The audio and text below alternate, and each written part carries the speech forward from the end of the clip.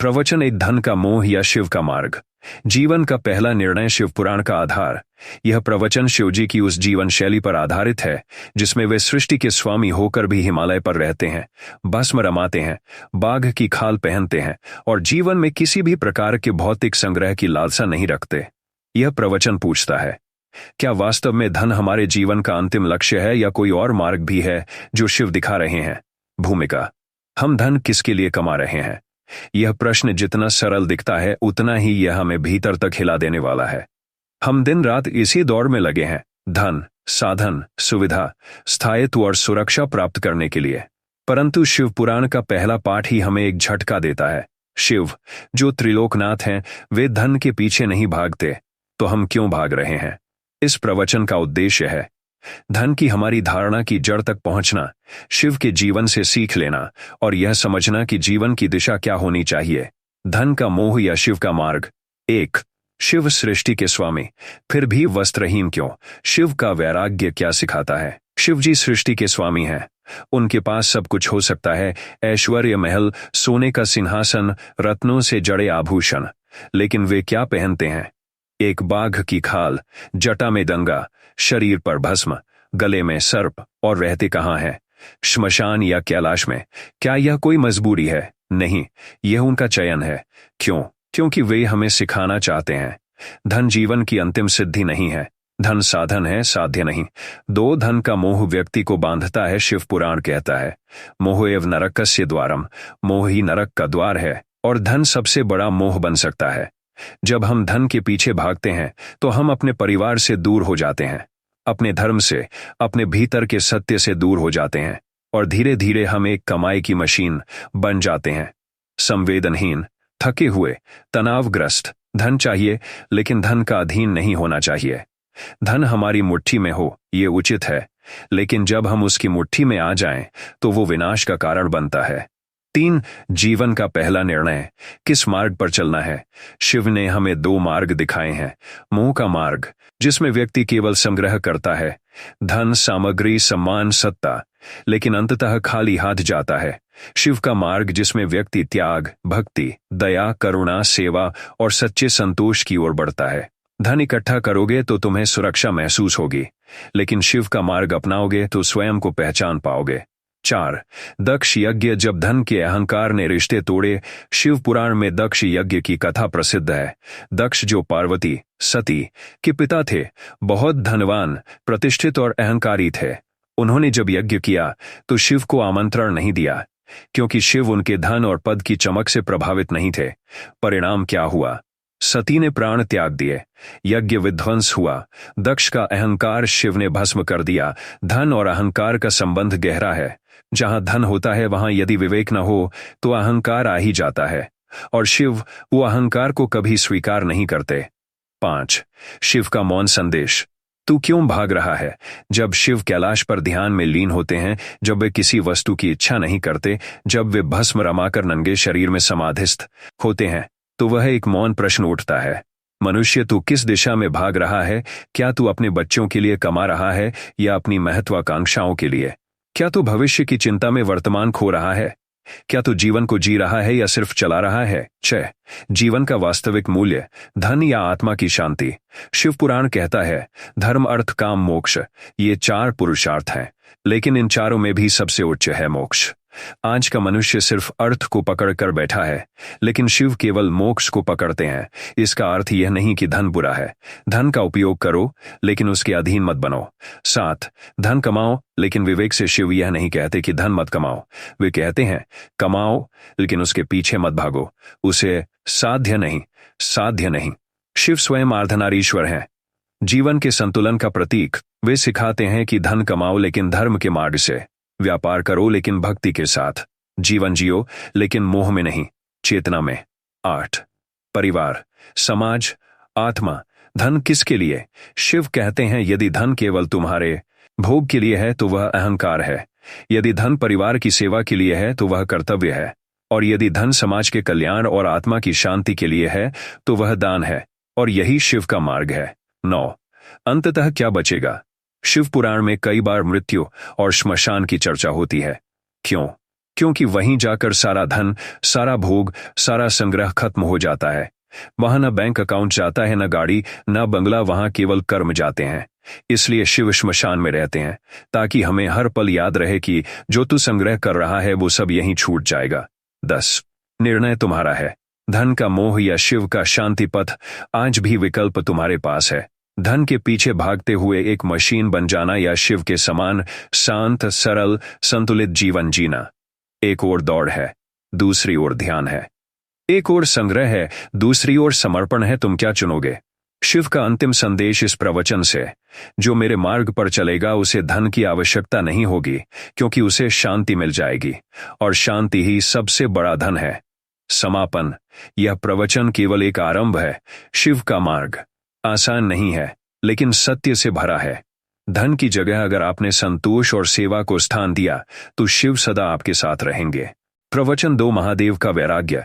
जो कैलाश पर रहते हुए भी समृद्ध हैं, जिसे संसार त्याग कहता है, वही शिव के लिए परम सुख है, और जिसे संसार सुख समझता है, वही शिव के लिए मोह है। 1 भूमिका। हम इस संसार में समृद्धि को मापते हैं धन से, वस्त्रों से, मकानों से, गाड़ियों से, परंतु शिव पुराण में एक ऐसा पात्र है जो वस्त्र नहीं पहनता, आभूषण नहीं चाहता, राजमहल नहीं बनवाता, और फिर भी वो त्रिलोकीनाथ है। वो है महादेव शिव। इस प्रवचन में हम समझेंगे कि महादेव का वैराग्य क्या है, और कैसे वह एक ऐसी समृद्धि है जो बाह्य संग्रह में नहीं, बल्कि आंतरिक आत्मा की पूर्णता में स्थित है। 2 शिव। वैराग्य की मूर्त प्रतिमा शिव एक योगी हैं, पर ऐसा योगी जो गृहस्थ भी है। वह पार्वती का पति है, बालक कार्तिकेय और गणेश का पिता है, लेकिन मोह माया से सर्वथा परे है। उनका जीवन शून्य के समीप है, लेकिन उसी शून्य में परम आनंद का वास है। क्या शिव गरीब है? नहीं। क्या शिव भिखारी हैं? नहीं। क्या शिव त्यागी हैं? हाँ। क्या शिव समृद्ध हैं? हाँ, क्योंकि उन्होंने अपने भीतर की चेतना को जगा लिया है। 3 कैलाश वैराग्य की राजधानी महादेव का निवास स्थान है।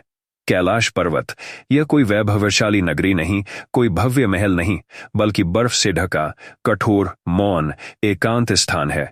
क्यों?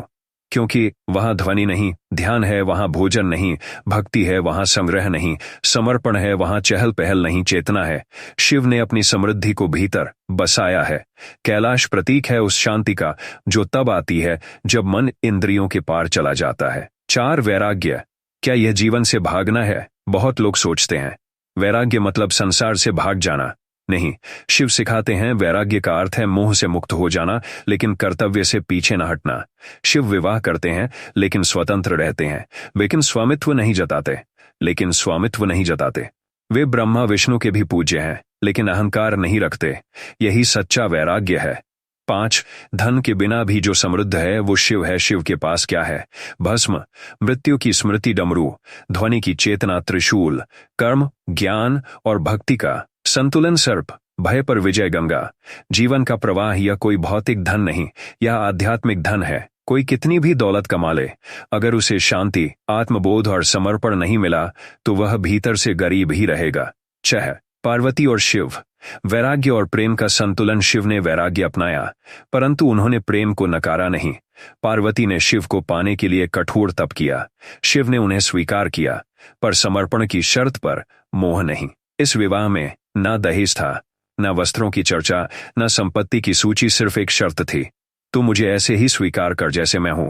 भस्म, जटा, सर्प और वैराग्य सहित। पार्वती ने स्वीकार किया, और वही विवाह सृष्टि का संतुलन बन गया। 7 महादेव की भिक्षावृत्ति। क्यों? शिव भिक्षुक का रूप भी लेते हैं। क्यों? ताकि मनुष्य को यह सिखा सकें कि जीवन की गरिमा धन से नहीं, विनम्रता और सेवा से होती है। एक बार शिव भिक्षुक बनकर पार्वती के द्वार पर पहुंचे। यह लीला दिखाती है कि संपूर्ण जगत का स्वामी भी अगर झुकना सीखे, तो तू अपने धन पर क्यों अभिमान करे। 8 समृद्धि की परिभाषा। शिव के दृष्टिकोण से आज हम समृद्धि को कहते हैं बैंक बैलेंस, प्रॉपर्टी, ब्रांडेड वस्त्र, आधुनिक सुख सुविधाएं। शिव की परिभाषा अलग है। संतोष, शांति, करुणा, सत्य से जुड़ाव, मृत्यु का बोध और जीवन का समर्पण जो भीतर से पूर्ण है, वही सच्चा धनी है। 9 क्या हमें भी वैरागी बन जाना चाहिए? शिव यह नहीं कहते कि तुम भी हिमालय चले जाओ। वो कहते हैं घर में रहो, लेकिन घर तुम्हारे भीतर न घुसे। धन कमाओ लेकिन धन तुम्हारा स्वामी न बन जाए। रिश्ते निभाओ लेकिन बंधन में मत फंसो। वैराग्य मानसिक है, भौतिक नहीं। 10 समापन, क्या तुम सच में समृद्ध हो? अब एक प्रश्न तुम स्वयं से पूछो, क्या मैं समृद्ध हूं? यदि उत्तर है मेरे पास बंगला है, गाड़ी है, बैंक में पैसा है, तो ये उत्तर अधूरा है। अगर उत्तर है मेरे पास शांति है, मैं ईमानदारी से जी रहा हूं, मुझे अहंकार नहीं है और मैं शिव के चरणों में समर्पित हूं, तो तुम सच में समृद्ध हो। शिव का संदेश, जो वस्त्र, भोजन, धन और मान सम्मान को त्याग कर भी आनंद में है, वही मेरा भक्त है। और जो सब कुछ पाकर भी अशांत है, वह सबसे बड़ा दरिद्र है। प्रवचन 3, पार्वती की तपस्या और धन की सही परिभाषा। जिसने शिव को पाने के लिए तप किया, उसने दिखाया कि सच्चा धन भक्ति, धैर्य और समर्पण है, न कि वैभव, आभूषण और सौंदर्य। एक भूमिका, कई लोग सोचते हैं धन है तो सब कुछ है, लेकिन पार्वती की तपस्या हमें सिखाती है कि यदि तुम्हारे पास धैर्य नहीं, समर्पण नहीं और आत्मबल नहीं, तो तुम्हारे पास कुछ भी नहीं है। शिव पुराण में पार्वती की कथा केवल एक प्रेम कथा नहीं, बल्कि आत्मबोध और धन की सच्ची परिभाषा को प्रकट करने वाली कथा है। आज हम उस दृष्टि से देखेंगे कि पार्वती की तपस्या हमें धन के बारे में क्या सिखाती है। 2 पार्वती राजा की पुत्री, लेकिन संकल्प में सन्यासिनी पार्वती हिमवान और मैना की पुत्री थीं। राजा के घर में जन्मी, संपन्नता, वैभव, ऐश्वर्य, आभूषण, नौकर चाकर सब कुछ था, लेकिन फिर भी उन्होंने शिव को पाने के लिए सारा वैभव छोड़कर वन को चुना, भोजन छोड़कर तप को अपनाया, आराम छोड़कर श्रम को वरण किया, क्योंकि वे जानती थीं सच्चा धन वह है जो आत्मा को पूर्ण करे, शरीर को नहीं। 3 पार्वती का निर्णय, धन या शिव। शिव एक तपस्वी थे, श्मशानवासी, वस्त्रहीन, भस्मधारी। पार्वती चाहती तो किसी राजकुमार से विवाह कर सकती थीं, लेकिन उन्होंने शिव को चुना, जिसके पास कोई धन नहीं था, लेकिन जिसके पास संपूर्ण ब्रह्मांड की चेतना थी। यहां पार्वती हमें सिखा रही हैं, धन केवल बाहरी नहीं होता। सच्चा धन चेतना, चेतना, प्रेम है, भक्ति है। 4 तप। आंतरिक धन की कमाई। पार्वती ने वर्षों तक कठोर तप किया, पत्थरों पर बैठी, केवल सूखे पत्तों पर जीवन बिताया, गर्मी, सर्दी, वर्षा को सहा, मौन धारण किया, हर क्षण ध्यान किया। शिव पर उन्होंने अपने तप से अर्जित किया आत्मिक बल, जो किसी भी स्वर्ण, हीरे या महल से कहीं अधिक मूल्यवान था। तप वो धन है जो नष्ट नहीं होता। तप वो निवेश है जो जन्म जन्मांतर तक लाभ देता है। 5 नारद जी की चेतावनी। एक परीक्षा। नारद जी पार्वती के तप में बाधा नहीं, बल्कि परीक्षा लेकर आते हैं। वो कहते हैं, शिव तपस्वी हैं, विवाहित जीवन नहीं जानते, वो भिक्षुक हैं, गले में सांप लपेटते हैं, क्या तुम उनके योग्य हो? यह प्रश्न आज भी हमसे पूछा जाता है। तुम किसको अपना धन कहोगे, जो तुम्हें दिखे या जो तुम्हें भीतर से पूर्ण करे? पार्वती का उत्तर मौन था, और वह मौन ही उनकी भक्ति की घोषणा बन गया। 6 धन और भक्ति, कौन अधिक मूल्यवान? यदि पार्वती धन को प्राथमिकता देती तो वो राजमहल की सुविधाओं में रहती, लेकिन उन्होंने भक्ति को चुना। इसलिए आज हम उन्हें शिव की अर्धांगिनी के रूप में पूजते हैं, इसलिए उन्हें शक्ति कहा जाता है, और इसलिए शिव अधूरे हैं पार्वती के बिना। यह हमें सिखाता है धन भक्ति से बड़ा नहीं हो सकता।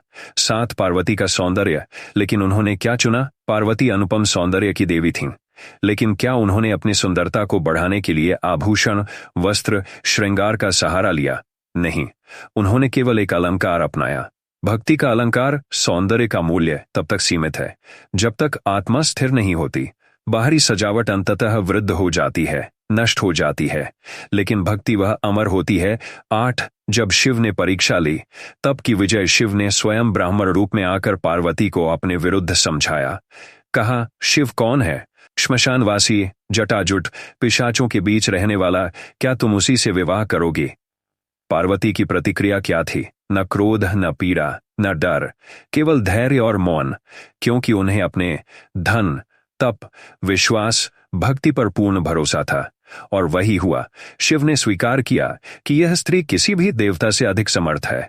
9 विवाह। शिव और पार्वती की सच्ची समृद्धि। शिव और पार्वती का विवाह संसार के सबसे बड़े मेल का प्रतीक है, जहां न तो दहेज था, न स्वर्ण भंडार, न प्रदर्शन, बल्कि केवल श्रद्धा, सम्मान, समानता। यही है सच्चा विवाह, यही है सच्चा धन संग्रह। 10 आज के जीवन में पार्वती की तपस्या की सीख। आज हम अपने बच्चों को क्या सिखाते हैं? पढ़ाई करो ताकि नौकरी मिले, नौकरी मिले ताकि धन मिले, धन मिले ताकि सुविधा मिले। लेकिन पार्वती का संदेश इससे ऊपर है। अपने भीतर की चेतना को जगाओ ताकि जीवन धन्य हो, न कि सिर्फ धन से भरा हो। आज की नारी को पार्वती से सीखना है। धन से नहीं, धैर्य से बड़ा बनो। श्रृंगार से नहीं, श्रद्धा से सुंदर बनो। 11 धन और सेवा पार्वती के जीवन का संतुलन। विवाह के बाद पार्वती केवल पत्नी नहीं बने, बल्कि लोक कल्याण के कार्यों में भी शिव के साथ रहीं। वे अन्नपूर्णा बनकर भूखों को भोजन देती हैं। वे दुर्गा बनकर दुष्टों का विनाश करती हैं। वे काली बनकर अधर्म का संहार करती हैं। यही है धन का सही उपयोग, सेवा, संरक्षण और संहार के लिए। 12 क्या हम भी ऐसा धन अर्जित कर सकते हैं?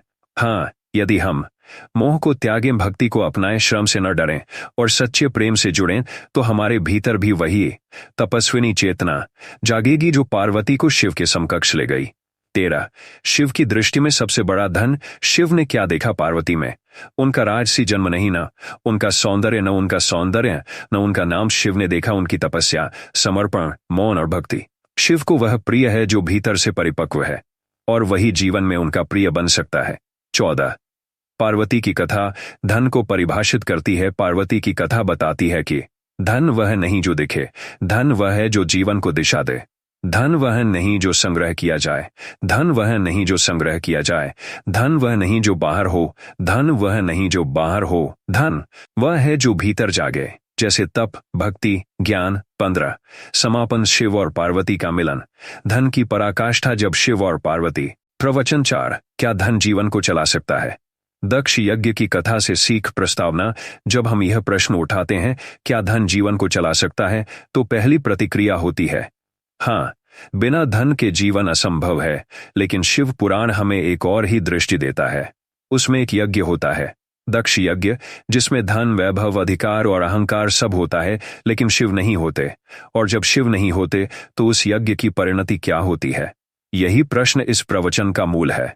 आइए शिव पुराण के इस प्रसंग को समझते हैं और उसमें छुपे उस गूढ़ उत्तर को खोजते हैं कि क्या धन जीवन को चला सकता है। 1 दक्ष धन, प्रतिष्ठा और अहंकार का प्रतीक। दक्ष प्रजापति, ब्रह्मा के पुत्र, ज्ञान, तप, यज्ञ और व्यवस्था में पारंगत। उनके पास संपत्ति थी, अधिकार था, प्रतिष्ठा थी। उन्होंने महायज्ञ का आयोजन किया, सभी देवों को बुलाया, ऋषियों को आमंत्रित किया, लेकिन शिव को नहीं बुलाया, क्योंकि दक्ष के मन में शिव के प्रति गंभीर अहंकार था। उन्हें लगता था कि जो व्यक्ति गले में सांप पहनता है, भस्म लपेटता है, श्मशान में बैठता है, वह उनके जैसे सभ्य समाज का हिस्सा नहीं हो सकता।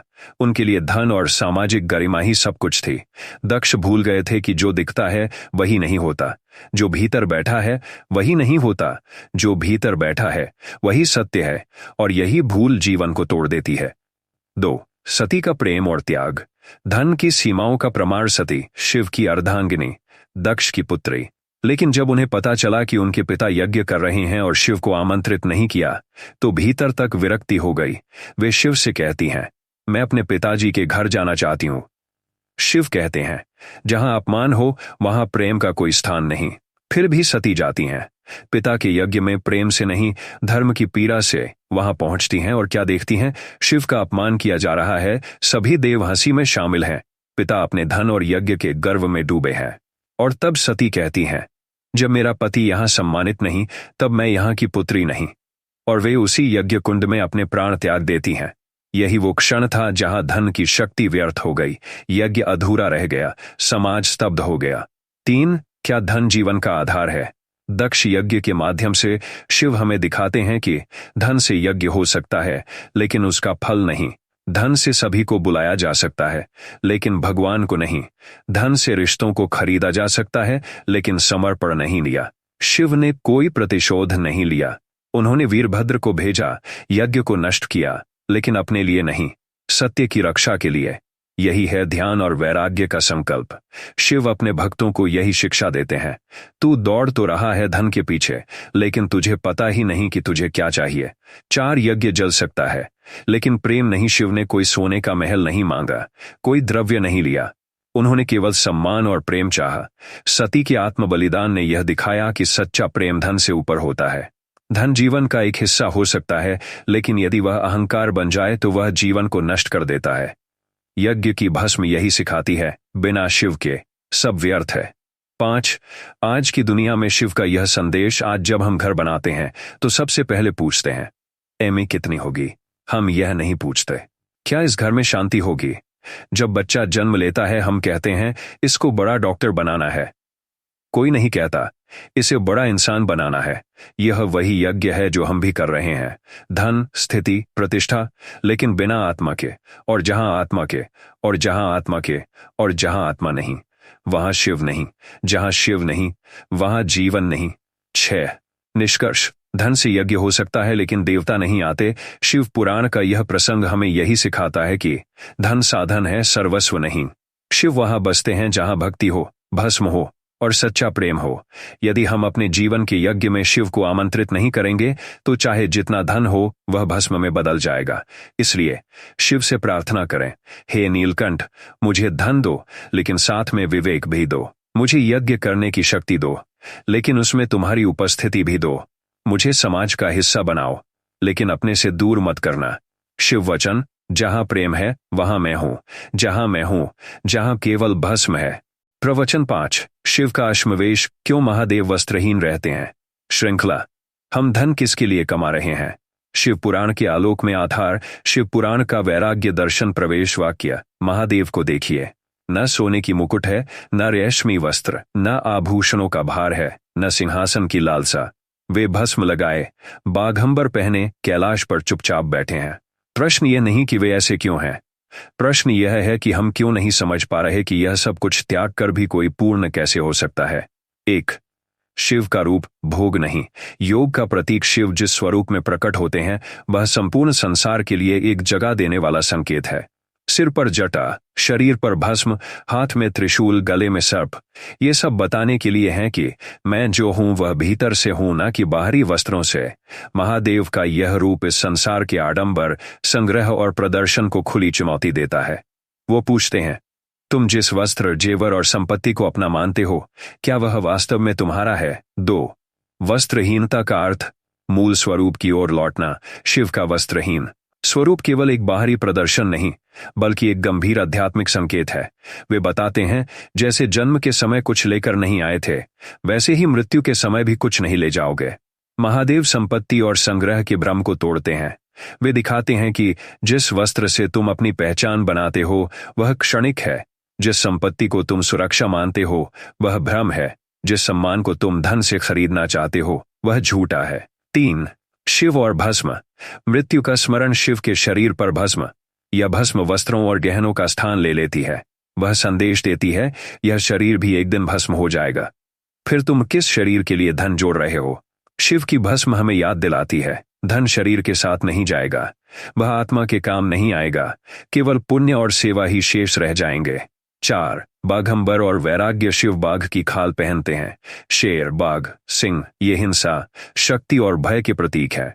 शिव इन्हें परिधान बनाकर यह संकेत देते हैं, संसार की सबसे बड़ी शक्ति, धन, सत्ता और हिंसा मेरी सेवा में है, मैं उसका दास नहीं।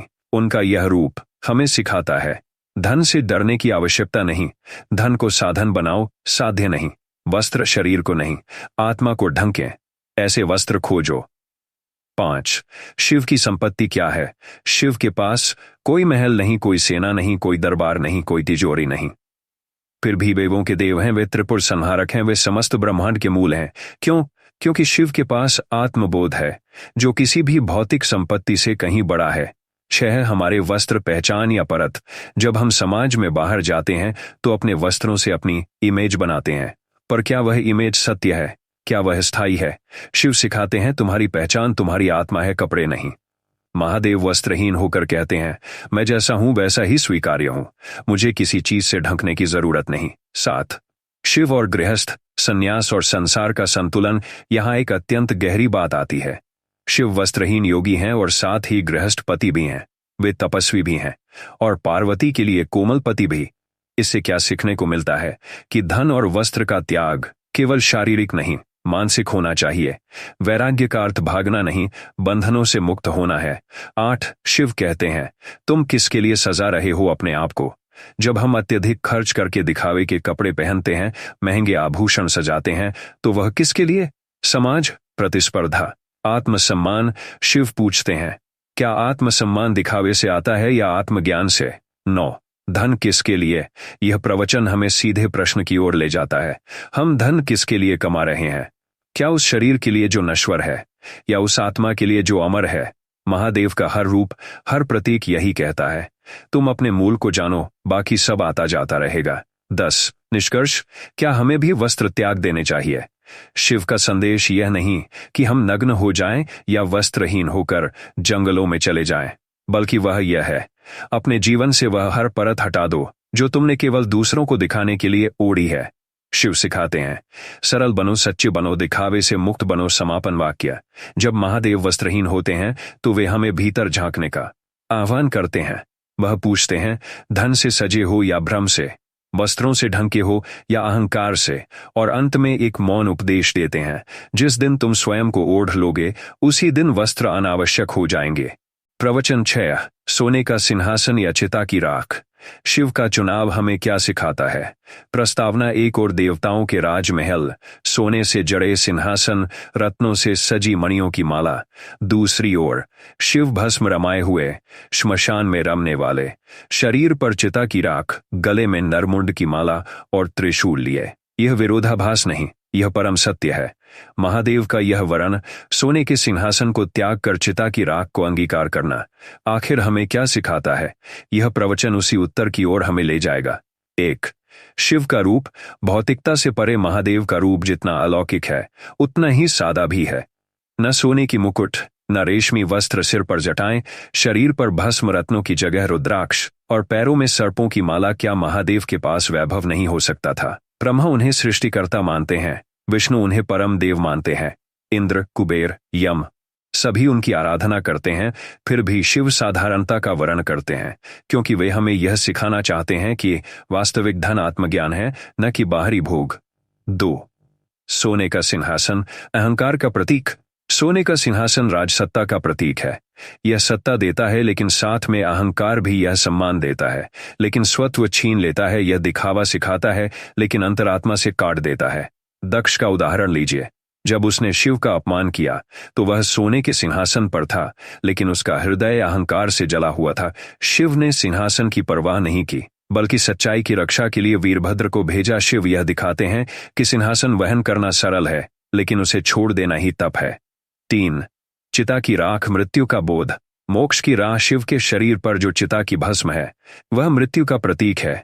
यह हमें याद दिलाती है कि सब कुछ नश्वर है, हर शरीर अंत में भस्म ही बनता है। शिव ऐसी भस्म को सजा कर कहते हैं, जो आज तुम सोने में लिपटे हो, वह कल राख में बदल जाएगा। चिता की राख ही वैराग्य की पराकाष्ठा है। यह मोह से मुक्ति का प्रतीक है। यह भोग की समाप्ति और ध्यान की आरंभिका है। शिव के अनुसार, जिसने चिता को समझा, उसने जीवन को पाया। 4। शिव का चयन, जीवन के 2 मार्ग। हमारे जीवन में हमेशा 2 मार्ग रहते हैं। भोग का मार्ग रहते हैं, भोग का मार्ग, सिंहासन का मार्ग, योग का मार्ग। भस्म का मार्ग। शिव भोग से नहीं डरते, वे उसका परित्याग करते हैं। वे ये नहीं कहते कि धन बुरा है, लेकिन वे यह अवश्य कहते हैं कि धन में लिप्त हो जाना मृत्यु है, और धन का उपयोग सेवा के लिए करना ही शिवत्व है। शिव हमें यह चुनाव देते हैं, तुम सोने को चुन सकते हो या चिता को। एक तुम्हें ऊंचा दिखाएगा, दूसरा तुम्हें भीतर से ऊंचा करेगा। 5। समाज को दिया गया संदेश। जब शिव भस्म धारण करते हैं, वे हमें निम्नलिखित सिखाते हैं। विनम्रता में ही महानता है, त्याग में ही सम्मान है, साधना में ही स्थायित्व है। चिता की राख से सजना आत्मज्ञान का मार्ग है। कुबेर और शिव का संवाद भी यहाँ प्रासंगिक है। कुबेर ने शिव को राजसी भोज के लिए बुलाया। शिव ने वहां गणों के साथ जाकर भोज को विकट बना दिया। संदेश था, जब तक तुम दिखावा करोगे, शिव नहीं आएंगे। जब तुम सच्चे बनोगे, तब शिव तुम्हारे हृदय में बसेंगे। 6। जीवन में इसका क्या अर्थ है? अब प्रश्न है, हम अपने जीवन में कौन सा मार्ग चुनते हैं? क्या हम अपने बाहरी प्रदर्शन, सोशल मीडिया, कपड़ों, गाड़ियों और बंगलों में ही संतोष खोजते हैं, या हम अपने अंतर में शांत, संयमी और सच्चे रहते हैं? शिव हमें भोग से मुक्ति की राह दिखाते हैं। वह कहते हैं, तुम जो खोज रहे हो वह सिंहासन में नहीं, भस्म में है। चिता की भस्म मृत्यु का भय नहीं, मोक्ष का स्मरण है साथ। आत्मबोध की दिशा में जब हम शिव की तरह सोचते हैं तो हम अपने जीवन में बदलाव लाते हैं, दिखावे को त्यागते हैं, सेवा को अपनाते हैं, मोह से मुक्त होते हैं और मृत्यु के सत्य को समझकर जीवन को अधिक मूल्यवान बनाते हैं। 8 निष्कर्ष। शिव का चयन। हमारा दर्पण। शिव ने सोने को नहीं चुना क्योंकि वे जानते थे जो चमकता है वह स्थायी नहीं है, जो राख है वही अंतिम सत्य है। चिता की भस्म में महादेव की महिमा है क्योंकि वहां कोई दिखावा नहीं, कोई छल नहीं, कोई अहंकार नहीं, सिर्फ मौन है, शांति है और परमात्मा का बोध है। अंतिम वाक्य। शिव का चुनाव हमें यह सिखाता है कि जीवन में वही धन वास्तविक है जो आत्मा को समृद्ध करता है, न कि वह जो केवल शरीर को सुख देता है। जो चिता की राख को समझ लेता है वही शिव के मार्ग का प्रवचन 7 कुबेर और शिव। धनपति और वैराग्यराज के बीच का संवाद। भूमिका। धन का महत्व जीवन में कोई नकार नहीं सकता, लेकिन उससे भी बड़ा प्रश्न यह है कि हम उसे किस दृष्टि से देखते हैं, साधन या साध्य। शिव पुराण में एक अत्यंत प्रेरक प्रसंग है, कुबेर और शिव का संवाद। कुबेर जो स्वर्ग के धनपति हैं और शिव जो चिता की भस्म लगाए कैलाश पर निवास करते हैं, दोनों का दृष्टिकोण धन को लेकर पूर्णतः भिन्न है। यही विरोधाभास इस प्रवचन का केंद्र बिंदु है। कुबेर की कथा। कुबेर जो रावण के सौतेले भाई हैं, तप करके ब्रह्मा से वरदान प्राप्त करते हैं कि वे त्रिलोक के धन के अधिपति होंगे। उन्हें अलकापुरी का स्वामी बनाया गया। सोने के महल, रत्नों की वर्षा और ऐश्वर्य की पराकाष्ठा में वे रहने लगे। परंतु इसके साथ ही उनके मन में गर्व आने लगा, मैं ही सृष्टि का सबसे धनी हूं। परंतु जब कुबेर की यह भावना बढ़ने लगी तो ब्रह्मा ने उन्हें शिव के दर्शन हेतु भेजा। कुबेर का शिव से मिलन। कुबेर अत्यंत वैभव के साथ कैलाश पहुंचे। उनके साथ रत्नों से भरे रथ, हाथी, स्वर्ण भरे पात्र और सेवकों की टोली थी। वे महादेव को भेंट देने आए थे। भव्य दान और दावत की भावना से जब वे कैलाश पहुंचे तो उन्होंने देखा शिव एकाग्र ध्यान में, भस्म लगाए, त्रिनेत्र से शांत, सर्पों से सुशोभित। कुबेर ने महादेव को प्रणाम किया और कहा, प्रभु, मैं आपके चरणों में सादर आमंत्रण लाया हूं। मेरे निवास पर आइए और धन भोजन का स्वीकार करें। शिव का उत्तर। महादेव मंद स्मृति के साथ बोले, कुबेर, धन तुम्हारा अधिकार है, पर मैं जो शून्य में स्थित है उसे क्या चाहिए? मैं भूख से नहीं चलता, न तृष्णा से संचालित होता हूं। मेरा भोजन श्रद्धा है, मेरा वस्त्र आकाश है, मेरा घर संपूर्ण सृष्टि है। शिव के इन वचनों ने कुबेर के अभिमान को स्पर्श किया। कुबेर का आग्रह और गणेश कथा। कुबेर फिर भी बोले, प्रभु, यह तो मेरी भक्ति है, कृपया उसे स्वीकार करें। तब शिव मुस्कुराए और बोले, ठीक है, तुम गणेश को भोजन पर बुला लो। गणेश जब कुबेर के महल पहुंचे तो वे खाते ही गए और सारा भोजन समाप्त हो गया। रसोई खाली, भंडार खाली। तब भी गणेश बोले, अभी मेरी भूख नहीं मिटी। आखिरकार कुबेर डर गए और शिव के पास दौड़े। कहा, प्रभु, गणेश तो सब कुछ खा गए, अब क्या करूं? शिव बोले, गणेश की भूख धन से नहीं मिटती। उस भूख का समाधान केवल स्नेह, विनम्रता और सेवा से होता है। धन और अभिमान। शिव का संदेश। इस कथा के माध्यम से महादेव हमें यह सिखाते हैं कि धन यदि अभिमान बन जाए तो वह विनाश का कारण है। धन यदि सेवा का माध्यम हो तो वह पुण्य है। धन यदि अर्पण बन जाए तो वह शिव को प्रिय है। कुबेर ने अंततः अपनी भूल समझी और शिव से क्षमा मांगी। वर्तमान जीवन में शिक्षाएं, धन कभी भी अंतिम लक्ष्य नहीं हो सकता। धन साधन है, न कि साध्य। जो इसे अंतिम समझते हैं वे शिवत्व से दूर हो जाते हैं। धन जब सेवा करता है तभी उसका मूल्य है। जब धन से कोई भूखा पेट भरता है, कोई रोगी उपचार पाता है, तभी वह शिव की पूजा के तुल्य होता है। धन को बांटने की भावना ही सच्चा वैभव है। कुबेर ने जब बांटना सीखा तभी उन्होंने शिवत्व को समझा। सादगी शिव की पहचान है। चिता की राख, सर्प और कैलाश पर ध्यानस्थ शिव हमें बताते हैं कि जो सबसे अधिक के अधिकारी हैं वे सबसे कम से भी संतुष्ट हैं। प्रश्न आत्मा से, क्या मैं धन का उपयोग दूसरों की भलाई में कर रहा हूं? क्या मेरा धन अहंकार का स्रोत बन रहा है या करुणा का? क्या मैं शिव के मार्ग पर हूं जहां धन का स्थान है पर प्रधानता नहीं? समापन। एक मंत्र, एक दृष्टि। न ममत्व, न लोभ, न स्पर्धा, केवल सेवा भाव। शिव से प्रेरणा लें, कुबेर से चेतावनी लें और अपने धन को वह दिशा दें जो आत्मा को शुद्ध करे। प्रवचन 8। जो संचित किया वो यहीं रह गया। शिव से सीखें वैराग्य का मर्म। भूमिका। हे शिव भक्तों, आज हम जीवन के उस सत्य की ओर दृष्टि डालेंगे जिसे हम सब जानते हैं फिर भी अनदेखा करते हैं। वह सत्य है, जो संचित किया वह यहीं रह जाता है। मनुष्य जीवन भर कमाता है, जोड़ता है, संचित करता है, धन, यश, वस्त्र, जमीन, अधिकार, सम्मान, पर जब मृत्यु आती है तो केवल एक चादर साथ जाती है, वो भी उधार की। पर महादेव ने क्यों कभी संग्रह नहीं किया? क्या वे गरीब थे? नहीं, वे तो ब्रह्मांड के स्वामी हैं। फिर क्यों वे वस्त्रहीन, भस्मधारी, औघड़ रूप में रहते हैं? इसी रहस्य को आज हम शिव पुराण की दृष्टि से समझेंगे। वैराग्य के उस महान भाव को जो जीवन को सही दिशा देता है। 1। कैलाशवासी होकर भी निर्वस्त्र। महादेव का संकेत शिव कैलाश पर रहते हैं, जहां सब कुछ है, पर उन्होंने कभी महलों की कामना नहीं की, न सिंहासन, न स्वर्णाभूषण, न रत्न। क्यों? शिव का जीवन कहता है, जो वस्त्र आज हैं वे कल मिट्टी हो जाएंगे, जो शरीर आज सजे हैं वे कल भस्म हो जाएंगे। महादेव अपने शरीर पर भस्म क्यों लगाते हैं? ये उस वैराग्य का प्रतीक है जो कहता है, तू कितना भी सजा ले शरीर को, अंत में यही राख तेरा सच्चा रूप है। 2। शिव और भस्म। संग्रह के विरुद्ध प्रतीक। शिव पुराण कहता है, जिसने भस्म को अपनाया उसने माया को त्यागा।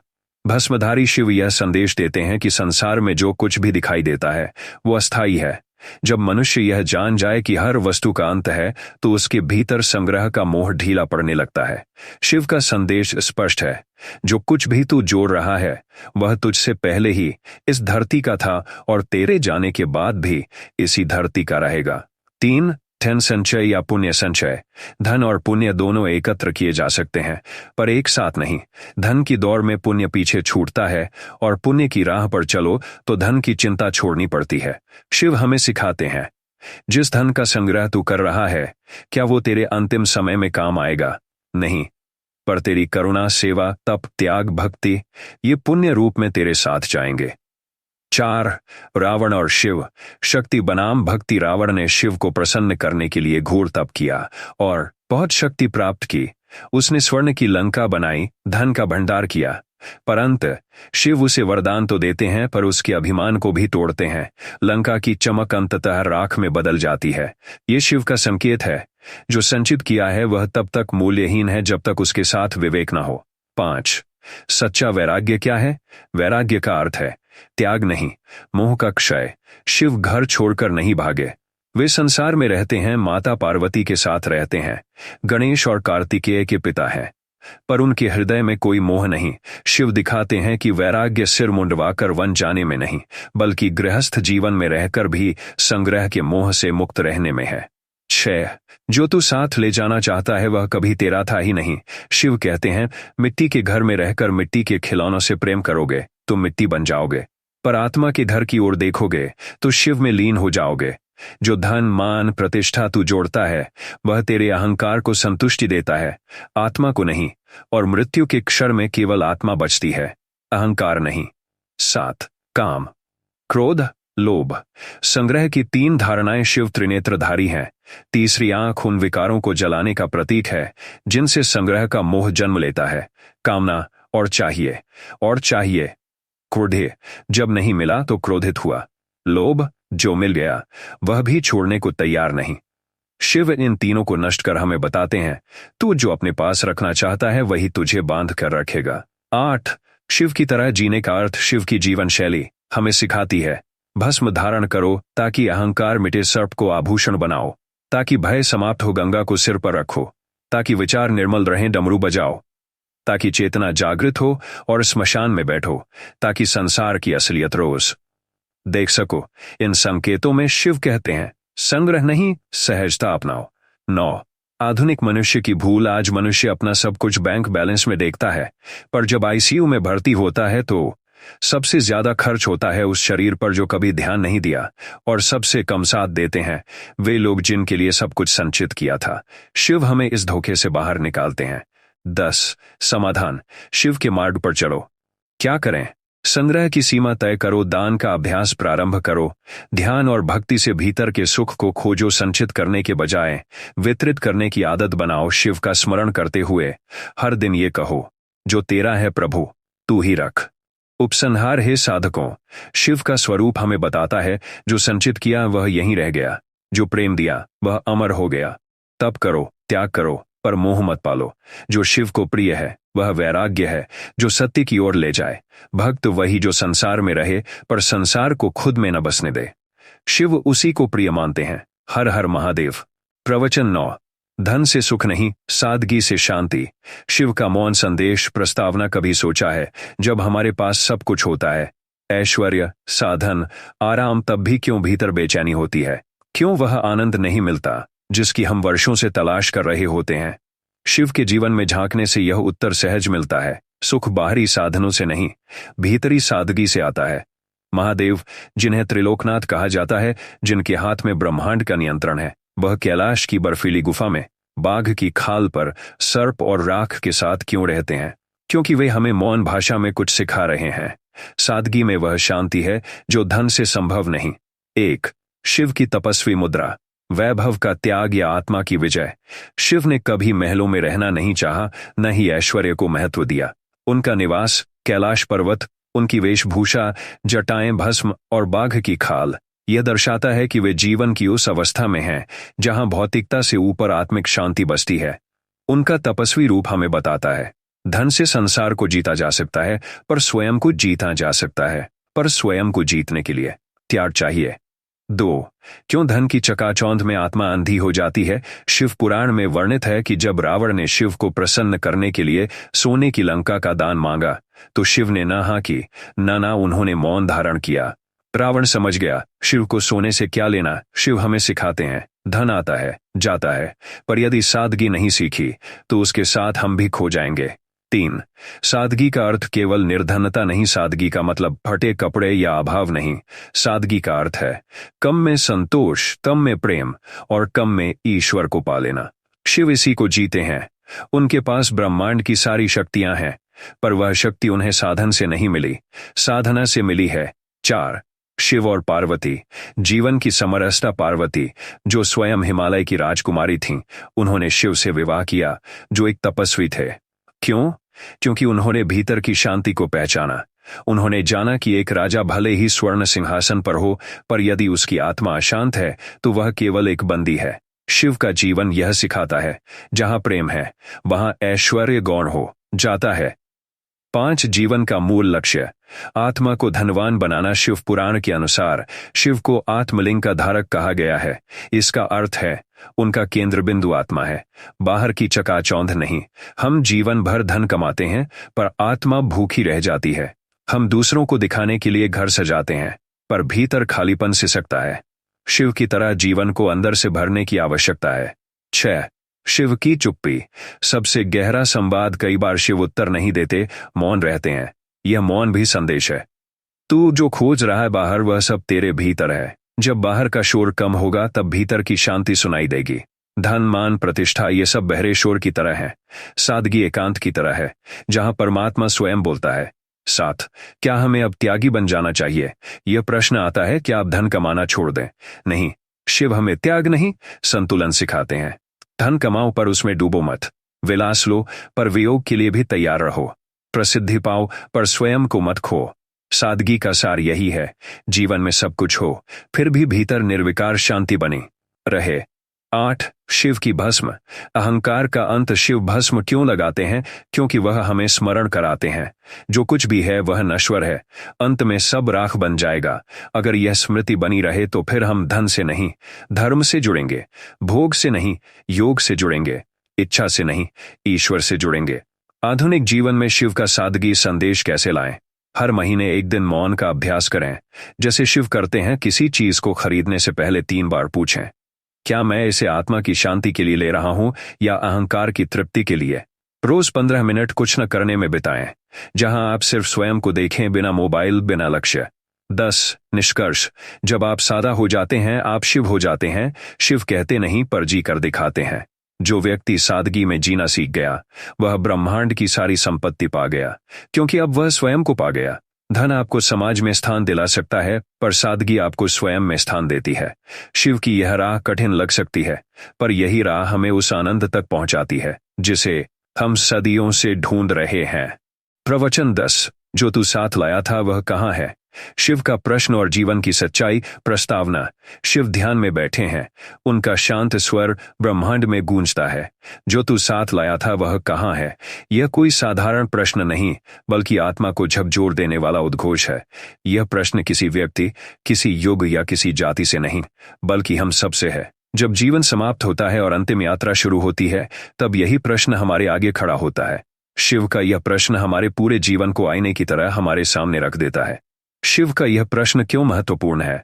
शिव इस प्रश्न के माध्यम से हमें यह सिखाना चाहते हैं कि हम जिन चीजों को अपने साथ जोड़कर रखते हैं, धन, पद, सम्मान, परिवार, रिश्ते, कपड़े, घर, क्या ये सब उस क्षण हमारे साथ होते हैं जब हम मृत्यु की देहरी पर खड़े होते हैं? शिव कहते हैं, तू जन्म नंगा जाएगा भी नंगा। बीच में जो तेरा था, क्या वह तुझे कभी वास्तव में मिला भी था?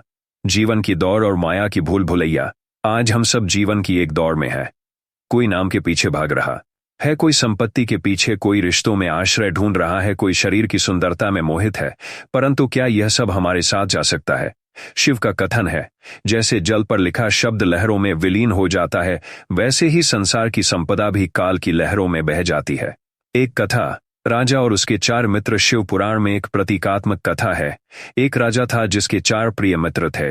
जब उसकी मृत्यु निकट आई तो उसने सबसे पहले अपने सबसे प्रिय मित्र से कहा, क्या तुम मेरे साथ चलोगे? उसने उत्तर दिया, नहीं राजन, मैं तो तुम्हारे साथ महल तक भी नहीं जाऊंगा। दूसरे मित्र ने कहा, मैं बस श्मशान तक जाऊंगा, फिर लौट आऊंगा। तीसरे मित्र ने कहा, मैं अंतिम यात्रा में साथ चलूंगा, पर वहां से लौट जाऊंगा।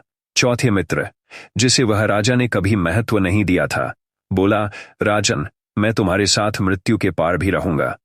4 मित्र क्या दर्शाते हैं?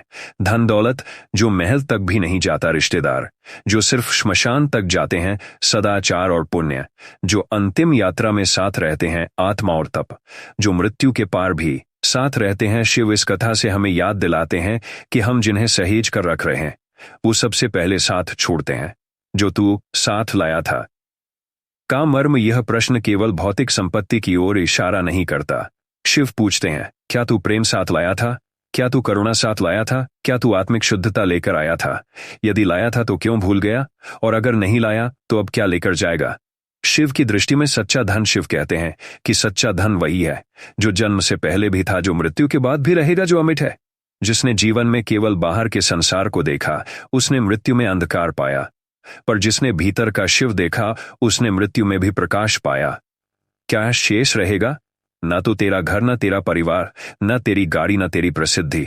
तेरे साथ बचेगा बस तेरा स्वरूप, तेरा स्वरूप, तेरा स्वरूप, तेरा स्वरूप, तेरा कर्म और तेरी चेतना। आत्मा की यात्रा। शिव की दृष्टि से शिव एक अविनाशी तत्व है।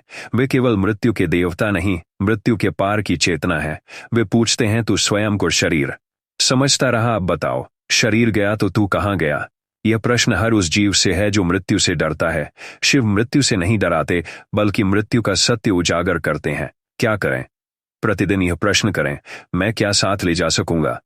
कर्म करें, पर फल में मोह न रखें। संपत्ति कमाएं, पर स्वार्थवश नहीं। रिश्ते निभाएं, पर असत्य के आधार पर नहीं ध्यान करें, जिससे मृत्यु केवल बदलाव लगे। शिव से अंतिम सीख, जो तू लाया नहीं, उसके लिए इतना क्यों रो रहा है? और जो तेरे साथ जाएगा, उस आत्मा को तूने अब तक क्यों न पहचाना? शिव की यह वाणी हमें मृत्यु से नहीं, मोह से मुक्त करती है। उपसंहार, जो तू साथ लाया था वह कहाँ है? यह एक ऐसा प्रश्न है जो आत्मा को जगाता है। यह शिव की ओर से हमारे भीतर उठती हुई चेतना है, जो हमें याद दिलाती है, जीवन एक यात्रा है, परंतु मंजिल शरीर नहीं, परमात्मा है। इस प्रश्न का उत्तर केवल शब्दों से नहीं, बल्कि जागरूक जीवन जी कर दिया जा सकता है। प्रवचन 11, क्यों तू धन को अपना मान बैठा? शिव का उत्तर और आत्मा की जागृति भूमिका। शिव की दृष्टि में यह सबसे बड़ा भ्रम है कि हम धन को अपना मान बैठते हैं। इस प्रवचन में हम जानेंगे, क्या वास्तव में धन हमारा होता है, और महादेव इस भ्रम को कैसे तोड़ते हैं। पहला दृश्य, कैलाश पर शिव की शांति और ध्यान। पार्वती पूछती हैं, स्वामी, संसार धन के पीछे भाग रहा है। कोई उसे अपना कहता है, कोई उसकी रक्षा में दिन रात लगा है, लेकिन जब मृत्यु आती है तो कुछ भी साथ नहीं जाता। फिर भी ये मोह क्यों? शिव मुस्कुराते हैं, यह मोह नहीं, यह ज्ञान का पर्दा है। आत्मा को लगा दिया है शरीर से और शरीर को धन से। यही सबसे गहरी जड़ है दुखों की। दूसरा दृश्य, धन का भ्रम और आत्मा की सच्चाई। शिव कहते हैं, जो तेरा नहीं था उसे तू अपना कह बैठा, और जो तेरा था यानी आत्मा, उसे तूने पहचाना ही नहीं। धन शरीर का उपकरण है, लेकिन आत्मा का साथी नहीं। उदाहरण, शिव एक कथा सुनाते हैं। एक राजा था जिसकी मृत्यु के बाद 3 लोग शोक मना रहे थे। उसकी रानी जो शमशान तक साथ गई लेकिन लौट आई, उसका मंत्री जो अंतिम संस्कार तक रुका और चला गया, और उसका धन जो दरबार में ही रह गया, चिता तक भी नहीं पहुंचा। शिव बोले, जिस धन को तू सहेज कर रखा वह तुझसे एक पग भी न चला, फिर तू उसे अपना कैसे कहता है। तीसरा दृश्य, आत्मा का धन क्या है, पार्वती पूछती हैं। तो सच्चा धन कौन सा है? शिव उत्तर देते हैं, जो भीतर संचित होता है, सेवा, प्रेम, तप, दया, त्याग और आत्मज्ञान। ये वो संपत्ति है जो चिता से भी पार चलती है। भावार्थ, धन, नाम, कीर्ति ये सब बाहर के वस्त्र हैं। आत्मा का असली आभूषण सद्गुण है। चौथा दृश्य, शिव का वचन। महादेव कहते हैं, मनुष्य धन का स्वामी नहीं, केवल एक व्यवस्थापक है। जिस दिन वह यह समझ जाता है, उसी दिन वह धन का दास नहीं, योगी बन जाता है। धन को अपने हाथ में रखो, लेकिन उसे अपने हृदय में मत बैठाओ। जीवन के लिए संदेश धन को साधन समझो, साध्य नहीं। धन जीवन को आसान बना सकता है, लेकिन उसका लक्ष्य नहीं हो सकता। सच्चा निवेश आत्मा में करो। जो पुण्य, तप और सेवा में लगाया गया धन है, वही मृत्यु के पार भी साथ जाता है। स्वामित्व का भ्रम त्यागो। जो कुछ भी है वह शिव का है, हम तो बस उसके रखवाले हैं। समापन, शिव अंत में कहते हैं, जब तू अपने साथ सिर्फ वही ले जा सकेगा जो भीतर है, तब तू समझेगा असली धन क्या है। तब तू जानेगा क्यों मैं कैलाश पर नंगे पांव और बिना सिंहासन के पूर्ण हूं, क्योंकि मेरा अपना कुछ भी नहीं और इसी में मेरी मुक्ति है। प्रवचन 12, तेरा क्या था जो तू रो रहा है? शिव का धैर्य और त्याग का विज्ञान प्रवेश। ध्यान दो, जब कोई वस्तु तुमसे छिन जाए, कोई संबंध टूट जाए या कोई सपना बिखर जाए, तब क्या तुम्हारा रोना वाजिब है? और क्या वह रोना जो केवल अपने होने के भ्रम से उपजा है, सच में तुम्हारा है? शिव यही पूछते हैं, तेरा क्या था जो तू रो रहा है? ये प्रश्न केवल एक प्रश्न नहीं, जीवन का दर्पण है। आओ, आज इस प्रवचन में हम शिव के इसी दिव्य प्रश्न को आत्मा की गहराइयों से समझें। एक, मेरा क्या था? मोह की जड़ मनुष्य जब जन्म लेता है वह नंगा आता है, न वस्त्र, न जमीन, न कोई संबंध। फिर भी जैसे जैसे उम्र बढ़ती है वह कहने लगता है, ये मेरा है, वो मेरा है। शिव इस मेरा के भाव को ही मोह की जड़ मानते हैं। ममता वही बंधन है जो आत्मा को संसार में उलझा देता है। उदाहरण, शिव के गणों ने एक बार एक तपस्वी से पूछा, तुम्हारी झोपड़ी क्या तुम्हारी है? तपस्वी ने कहा, हाँ, वर्षों से यही हूं। गण मुस्काए, तो मृत्यु के समय इसे साथ ले जाना। वह मौन हो गया। मौन से बड़ा उत्तर कोई नहीं होता। 2, शिव का धैर्य। सब कुछ गंवाकर भी शांति। शिव ने सब कुछ खोया फिर भी शांत रहे। सती को खोया, उन्होंने विलाप नहीं किया, तप किया।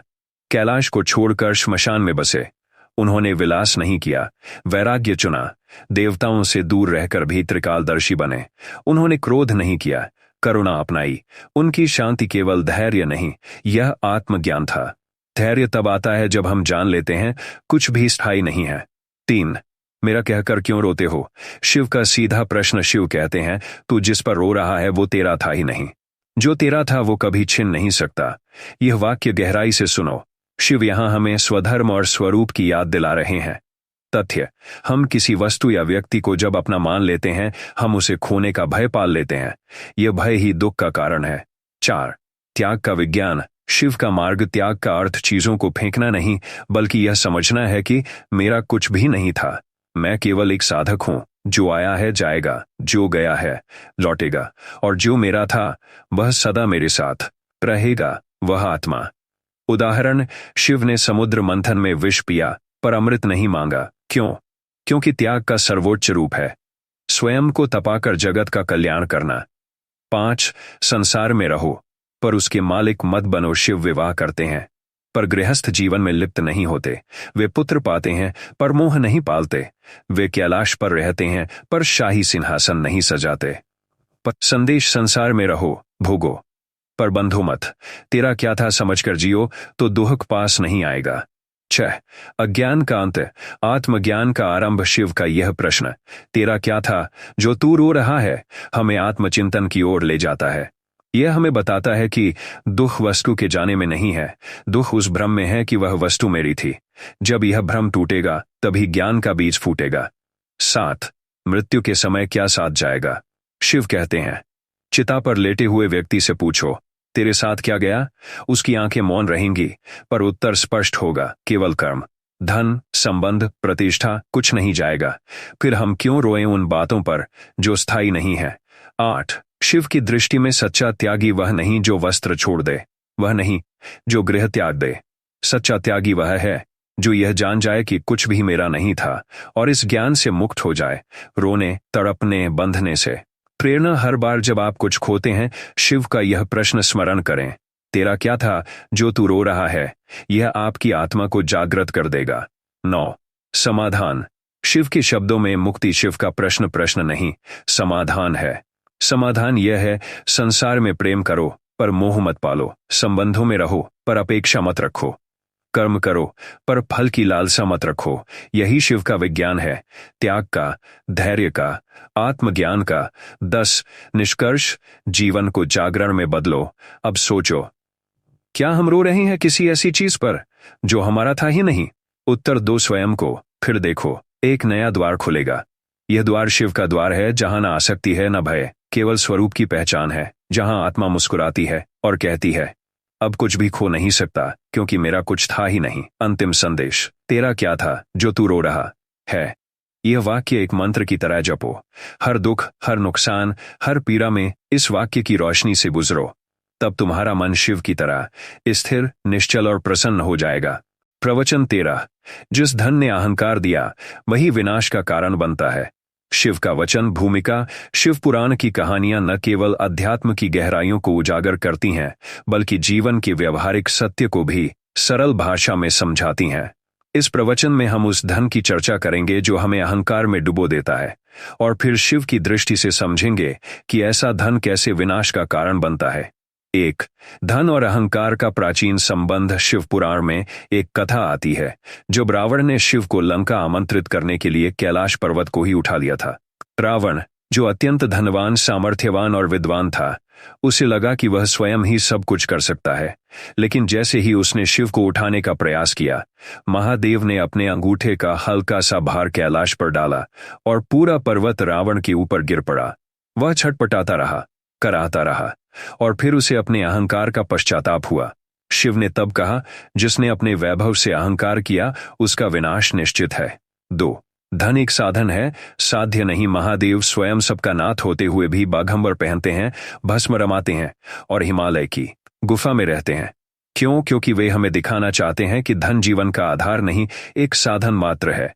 जिसने इसे साध्य बना लिया उसका पतन तय है। 3. अहंकार की पहचान कैसे करें? जब हमें लगता है कि जो कुछ है वह मेरे बलबूते हैं, जब हम दूसरों को तुच्छ समझने लगते हैं, जब दूसरों की मदद करने के स्थान पर हम दिखावा करने लगते हैं, तो समझिए कि धन अब हमारे भीतर विष घोल रहा है। शिव कहते हैं, अहंकार का उदय जहां हुआ वहां विनाश निकट है। 4. दान और विनम्रता। शिव के प्रिय गुण महादेव की उपासना में एक सबसे आवश्यक बात है, विनम्रता। अगर हम उनके चरणों में सिर झुकाकर कहें, हे नीलकंठ, जो कुछ भी है वह तेरा है, मैं तेरा हूं, तो शिव तुरंत कृपा करते हैं। धन आए लेकिन विनम्रता बनी रहे, यही शिव की दृष्टि में सच्ची संपत्ति है। 5. शिव और कुबेर। धन के दो दृष्टिकोण। कुबेर शिव के गण हैं, धन के देवता, लेकिन वे कभी भी धन का प्रदर्शन नहीं करते। शिव के आदेश से उन्होंने स्वर्ग, पाताल और पृथ्वी पर दान पुण्य को प्रचारित किया। इसलिए शिव के निकट रहते हुए भी कुबेर अहंकार से मुक्त रहते हैं। 6. वर्तमान युग में धन और उसका प्रभाव। आज लोग धन को सबसे बड़ा लक्ष्य मान बैठे हैं।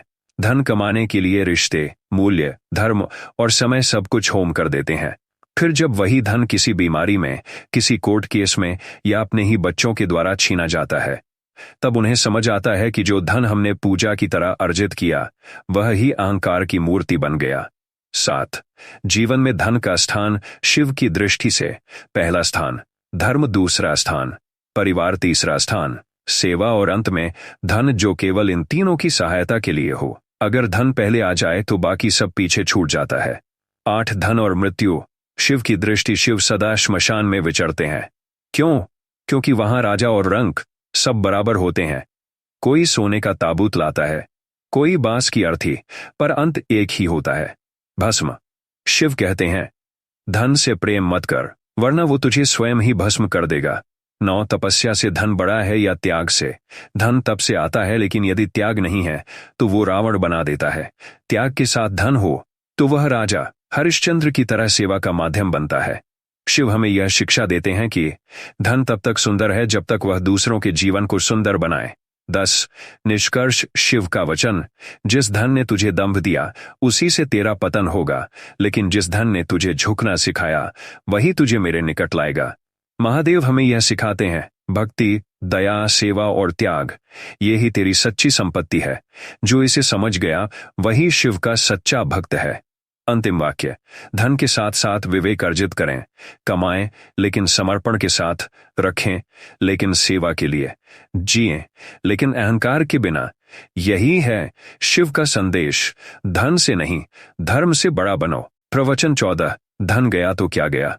शिव की दृष्टि से आत्ममूल्य की पहचान। प्रस्तावना, शिव कहते हैं, धन गया तो क्या गया? यदि आत्मा जीवित है तो कुछ भी खोया नहीं है। यह कथन जितना सरल लगता है उतनी ही गहराई से जीवन को छू जाता है। यह प्रवचन हमारे अंदर यह प्रश्न जागृत करता है, हमने स्वयं को धन से क्यों जोड़ लिया है? शिव पुराण में ऐसे अनेक प्रसंग हैं जहां शिव स्वयं त्याग की पराकाष्ठा बन जाते हैं और हमें यह सिखाते हैं कि आत्मा की पहचान ही सच्चा धन है। पहला सूत्र, धन की अस्थिरता का बोध। शिव पुराण में वर्णित एक कथा के अनुसार एक बार एक राजा जो शिव भक्त था अचानक युद्ध में हार गया। उसका सारा वैभव, महल, संपत्ति छिन गई। वह रोता हुआ कैलाश पहुंचा और शिव से कहा, हे महादेव, मेरा सब कुछ लुट गया, अब मैं क्या हूं? शिव मुस्कुराए और बोले, तू वही है जो पहले था। ना तेरे आने से कुछ बढ़ा, ना तेरे जाने से कुछ घटा। धन गया तो केवल बाह्य वस्तुएं गई हैं, तेरा आत्मस्वरूप अभी भी वही है। यही है शिव की दृष्टि, धन को अस्थायी मानना और आत्मा को परम स्वीकार करना। दूसरा सूत्र, आत्ममूल्य। क्या है? आत्ममूल्य का अर्थ है स्वयं की वह पहचान जो बाहरी चीजों पर आधारित न हो। हम धन के साथ स्वयं को बड़ा समझते हैं और उसके बिना छोटा, पर शिव कहते हैं, जो स्वयं को जान ले वह भिखारी होकर भी सम्राट है, और जो स्वयं से अनभिज्ञ है वह राजा होकर भी दास है। धन तो बस माध्यम है, लक्ष्य नहीं। यदि हम स्वयं को केवल कमाई और संपत्ति से जोड़ देंगे तो एक दिन धन के जाने के साथ हमारी पहचान भी खो जाएगी। तीसरा सूत्र, शिव का वैराग्य और शिक्षा। शिव स्वयं दिगंबर हैं, भस्म रमाए हुए हैं, श्मशानवासी हैं और सांपों को आभूषण बनाते हैं। क्यों? क्योंकि वे हमें यह सिखाना चाहते हैं कि जिस संसार में सब कुछ नश्वर है वहां धन पर घमंड करना मूर्खता है। शिव का वैराग्य किसी मजबूरी से नहीं बल्कि उच्चतम बोध से उपजा है। वे भोग को जानते हैं पर त्याग को अपनाते हैं। चौथा सूत्र, शिव और भस्म। शिव ने भस्म को अपना श्रृंगार बनाया। जब सभी देवता रत्नों और सुवर्ण से स्वयं को सजाते हैं तब शिव चिता की राख से स्वयं को अलंकृत करते हैं। यह केवल प्रतीक नहीं, यह घोषणा है, धन जाएगा, शरीर भी जाएगा, पर जो शुद्ध चैतन्य है वह शाश्वत है। हमें यह विचार करना चाहिए, क्या हमने कभी अपनी आत्मा के श्रृंगार के लिए समय दिया है? हम हर दिन तन को सजाते हैं, पर मन और आत्मा को? पांचवां सूत्र, धन का वास्तविक उपयोग। शिव पुराण में एक प्रसंग आता है। विभीषण ने शिव से पूछा, धन कितना होना चाहिए? शिव बोले, जितना किसी भूखे का पेट भर सके, किसी नंगे को वस्त्र दे सके और किसी रोते को हंसा सके, उतना धन पर्याप्त है। जो धन केवल संग्रह किया जाए वह भार बन जाता है। शिव सिखाते हैं, धन संग्रह के लिए नहीं, सेवा के लिए है। छठा सूत्र, जब धन चला जाए तब क्या करें? बहुत से लोग धन के जाने पर टूट जाते हैं, स्वाभिमान चला जाता है, आत्मबल डगमगा जाता है। शिव कहते हैं, जो स्थायी है वही सत्य है, और धन, संबंध, सत्ता, ऑल आर टेम्परेरी। शिव के भक्तों में सबसे महान भक्त नंदी कभी भी संपत्ति से नहीं जुड़े। वे केवल सेवा में लीन रहे और शिव के प्रति उनकी निष्ठा ही उनकी सबसे बड़ी संपत्ति बनी। सातवां सूत्र, धन नहीं गया, मोह गया है। जब हम कहते हैं मेरा धन चला गया तो वास्तव में धन नहीं, हमारा धन मोह चला गया होता है। शिव कहते हैं, जब मोह कटता है तभी मोक्ष पास आता है। धन के जाने पर जो व्याकुलता होती है वह हमारी पहचान के खो जाने से होती है, लेकिन यदि हमने आत्मा को पहचान लिया है तो कोई भी धन जाने से दुख नहीं होता। आठवां सूत्र, आत्मधन ही वास्तविक धन है। शिव का सबसे बड़ा संदेश, जो आत्मा से जुड़ गया वह स्वयं ही भगवान बन गया। ध्यान, तप, सेवा, समर्पण, ये आत्मधन है। इनका मूल्य कभी गिरता नहीं, चोरी नहीं होता, नष्ट नहीं होता। उपसंहार, शिव की दृष्टि से धन आता है और चला जाता है, पर जो आत्मा के स्वरूप में स्थित है वह सदा विजयी है। इसलिए जब जीवन में धन चला जाए, घबराओ मत, टूटो मत, स्वयं को फिर से खोजो और शिव से सीखो कि आत्मा ही सच्चा धन है। प्रेरणास्पद श्लोक। माता शिवे त्वं धनमसि में परं स्वरूपं तव चरणियों। यदि तू साथ है तो सब कुछ है, यदि तू न हो तो क्या राजा क्या रंक। प्रवचन 15। शीर्षक, सब यहीं रह जाएगा। शिव का अंतिम सत्य और धन का मोह भूमिका। हम जीवन भर धन, पद, प्रतिष्ठा और वैभव अर्जित करने में लगे रहते हैं। हम सोचते हैं कि अधिक कमाएंगे तो अधिक सुख मिलेगा, लेकिन महादेव की दृष्टि से यह सोच अधूरी है। शिव हमें सिखाते हैं कि जो कुछ भी हम जोड़ते हैं वह अंततः यहीं रह जाएगा। केवल कर्म, प्रेम और तप ही साथ जाएगा। प्रवचन का आरंभ। शिव कैलाश पर विराजमान है। भस्म लिप्त शरीर, न सजीले वस्त्र, न स्वर्णाभूषण। उनके पास कोई कोठी, महल या बैंक खाता नहीं है। फिर भी वे त्रिलोकीनाथ हैं, क्योंकि उन्होंने उस सत्य को जान लिया है जो हम अनजाने में भूल जाते हैं। जो कुछ भी जोड़ा है वह मिटेगा, जो कुछ भी छोड़ा है वही चिरंजीवी होगा। धन का मोह और शिव का विराग। शिव हमें एक अद्भुत उदाहरण देते हैं। जहां संसार दौलत, संपत्ति और संग्रह की तरफ भाग रहा है, वहां शिव सब कुछ छोड़कर शांत है। उनका सिंहासन हिमालय की चोटी है, उनका वस्त्र व्याघ्र चर्म है, आभूषण में सर्प हैं और उनके मुख पर परम संतोष। महादेव का यह स्वरूप हमें यह सिखाता है कि जब धन हमारे जीवन का साधन बन जाए तभी वह उपयोगी है, जब धन हमारा जीवन बन जाए तब वह विनाश का कारण बनता है। 2. मृत्युलोक में कुछ भी स्थायी नहीं। शिव स्वयं काल के स्वामी हैं, महाकाल। वे जानते हैं कि शरीर नश्वर है, भवन नश्वर है, जमा की गई संपत्ति नश्वर है। मृत्यु के बाद कोई व्यक्ति अपनी कोठी, कार, सोना या बैंक बैलेंस नहीं ले जाता, वह केवल कर्मों का फल लेकर जाता है। शिव इस सत्य को हमसे पूछते हैं, जो कुछ जोड़ रहे हो क्या उसका अंत नहीं आएगा। 3. शिव और राजा भगीरथ का संवाद। एक कथा आती है, जब राजा भगीरथ ने गंगा को पृथ्वी पर लाने के लिए घोर तप किया, तब शिव प्रकट हुए। शिव ने उससे पूछा, हे राजन, क्या तुम यह सब केवल अपने कुल के उद्धार के लिए कर रहे हो या तुम्हारे भीतर लोक कल्याण का भाव है। राजा ने उत्तर दिया, स्वामी, मेरे पूर्वजों को मोक्ष मिले, यह उद्देश्य है, परंतु यदि गंगा धरती पर आएगी तो समस्त प्रजा को लाभ होगा। शिव मुस्कुराए, जो अपने से परे सोचता है वही वास्तव में अमर होता है। इस संवाद हमें सिखाता है कि जो कुछ हम जोड़ रहे हैं, यदि उसका उद्देश्य केवल स्वार्थ है तो वह यहीं रह जाएगा। यदि उसमें त्याग, सेवा और प्रेम का भाव है तभी उसका फल चिरस्थायी होगा। 4. तेरा क्या है। शिव का प्रश्न। शिव बार बार प्रश्न करते हैं, जो तू जोड़ रहा है क्या वह तेरा है। हम जन्म लेते समय कुछ नहीं लाए, फिर कैसे यह घर, यह धन, ये गहने, ये रिश्ते हमारे हो सकते हैं। शिव की दृष्टि में मेरा और तेरा के भाव से ही संसार की समस्त उलझनें उत्पन्न होती हैं। वे कहते हैं, स्मशान से बड़ा गुरु कोई नहीं, वहां जाकर देखो, सब कुछ यहीं रह जाता है। 5.